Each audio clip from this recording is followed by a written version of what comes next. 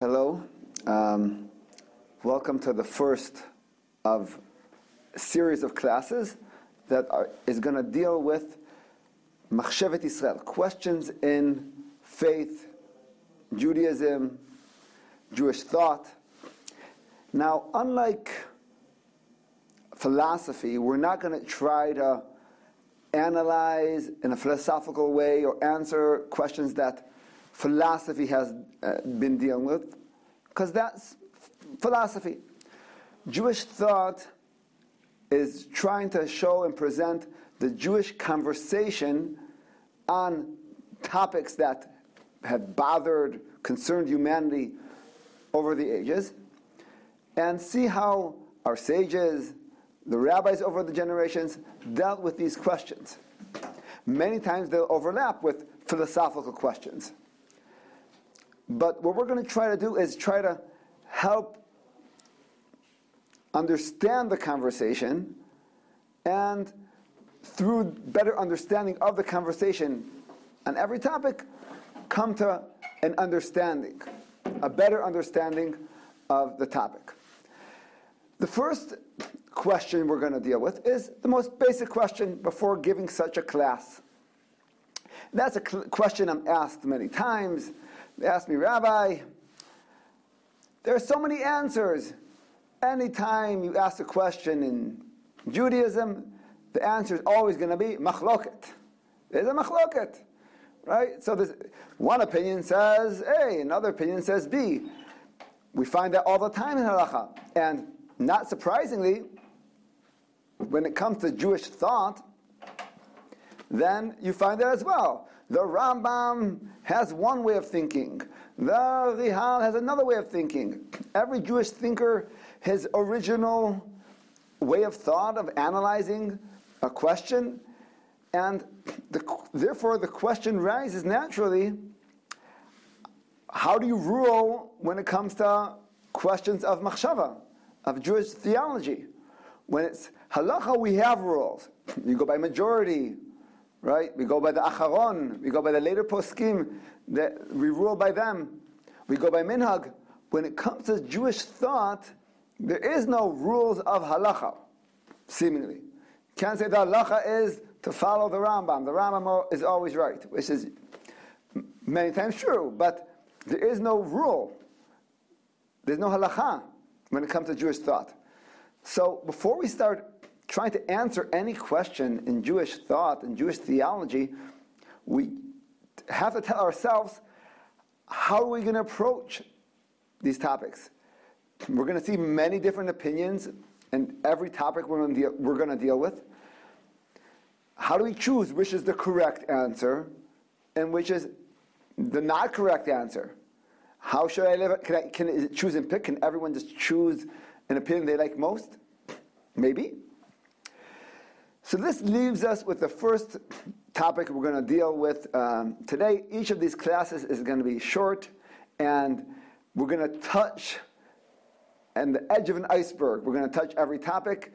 There's so much more to be discussed on each one of these topics. Many of these topics, books have been written on them, and we're going to try to sum them up into merely 15 minutes.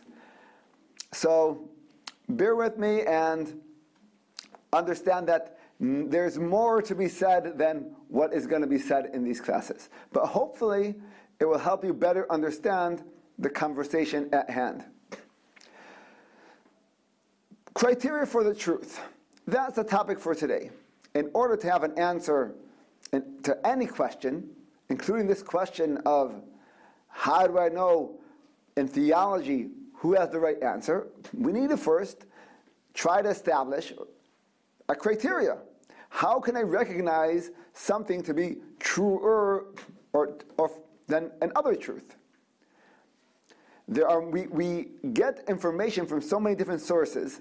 How do we decide what to follow when it comes to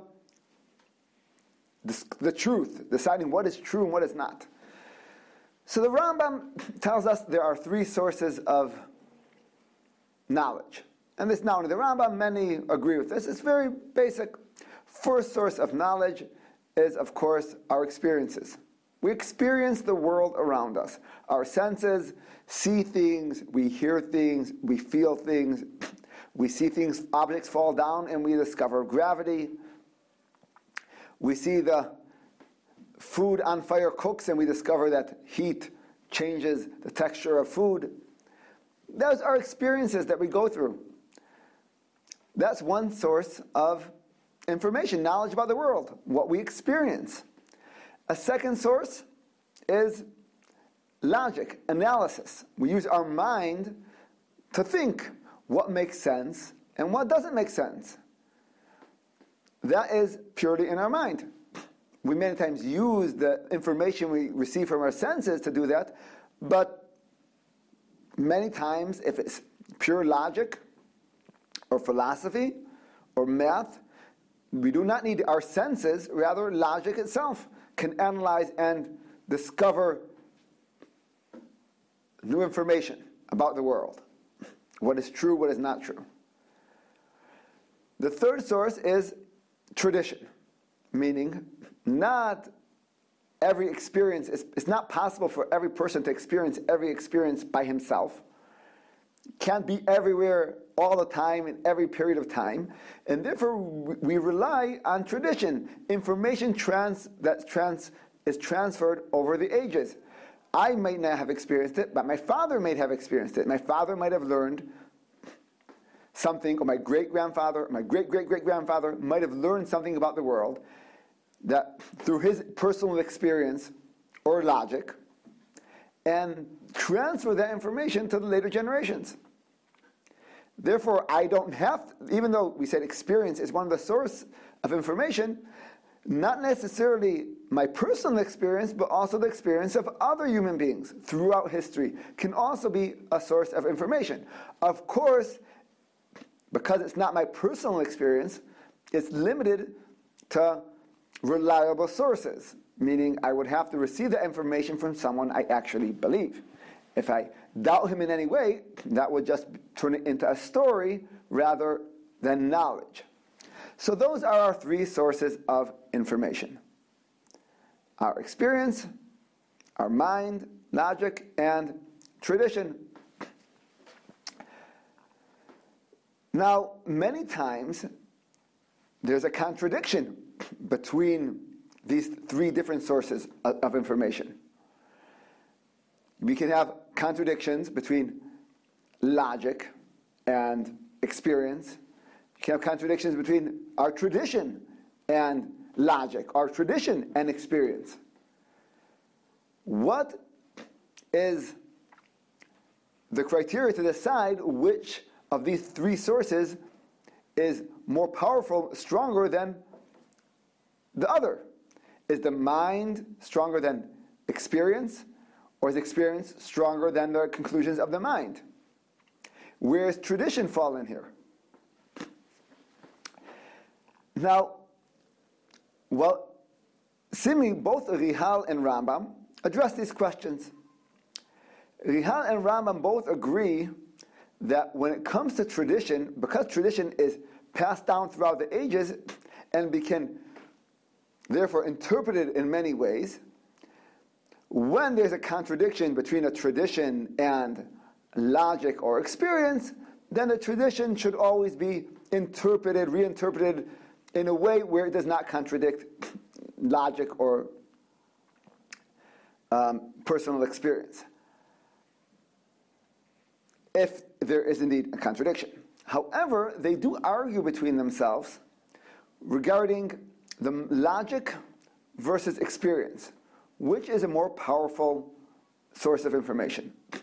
The Rambam, being the Rambam, obviously chooses the mind. He says logic and of the mind, the power of the mind is more powerful than experience of the senses. Why? As we all know, the senses can be deceived, tricked, illusions are possible. Many magicians trick our senses all the time. And therefore, in order to truly know something, you have to know it through your mind. You can't trust your senses necessarily. Senses are a source of information, but not when they contradict logic. Kuzari argues and says, Rambam, it doesn't say Rambam, but exact opposite. Many times we experience things that our mind is shocked and surprised of an event, and then later on our mind gives an explanation. But without first experiencing it, we would never believe it possible. Modern science has given many examples of that. If it's theories of making time relative, or the light being a wave and a particle simultaneously depending on the observer, all these concepts, if it was only pure logic, they sound ridiculous. The problem is our experience, scientific experiment, shows them to be true.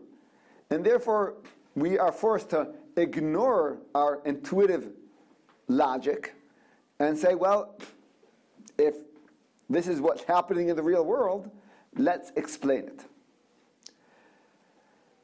Now, both Rihal and Rambam that argue between the experience versus logic as a source of information, better, strong criteria of the truth, are what both belong to a school of thought that we nowadays call modern. Why do we call them modern? Because they believe there to be an absolute truth. One of the last of the modern thinkers, of the most famous of them, was Immanuel Kant. I'm sure many of you heard of him. And he posed a very important question that was, he was beat to it by the Maharal Prague by a few hundred years. He claimed that since all our information comes from our senses, then even what's in our mind is not really the absolute objective truth. Rather, the truth is completely subjective to our mind, our personal mind. So how can we talk about any absolute truth? Says the Maharal Prague. That's a famous question. The Maharal Prague has a very radical answer. He says this is a secret of the Torah, and since it's a secret, we're going to reveal it online. He says the secret is that the world, an objective world, doesn't really exist. Where does he prove this from? The famous story, it's a kind of a story that's very surprising in Sefer Bereshit, in Parshat Bereshit, about Adam HaRishon. Adam HaRishon is created, and then God gives him all the animals, all creation, to give them names. And the Torah says, whatever name he gives the animal, that is that animal's name. And the question is, what's so important about that story that man gives? Why does God give Adam this task to name all animals? Explains the Maharal that a dog or a cow or a cat are concepts that are created in the mind of man. In the objective world, there is no such thing as objective world. The creation is that we can discuss is the creation as perceived by man. And since, therefore, a cat is a cat because man called it a cat. It's because it's perceived by man as a cat. And that's not only true for a cat, that's true for all of creation. That's similar to what Immanuel Kant's answer was, that when we're discussing about truths of the world, we really are discussing the truth as it appears in our mind, as we perceive it, not some external objective truth that we can never achieve. Any criteria of the truth will be the truth as perceived by humanity. So if we have, in the modern age, we have Rambam, who says we should go by logic is the strongest source of information, of knowing the truth. Rihal, who says our experiences are much stronger, should be the strongest source, and therefore revelation, which is an experience, is the strongest proof.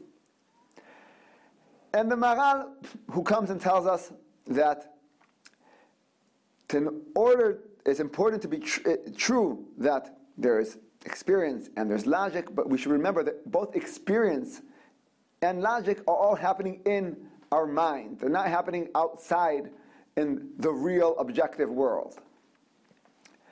That was the modern age. In the next class, we're going to discuss about the postmodern era, the postmodern thinking in Jewish theology. Stay tuned.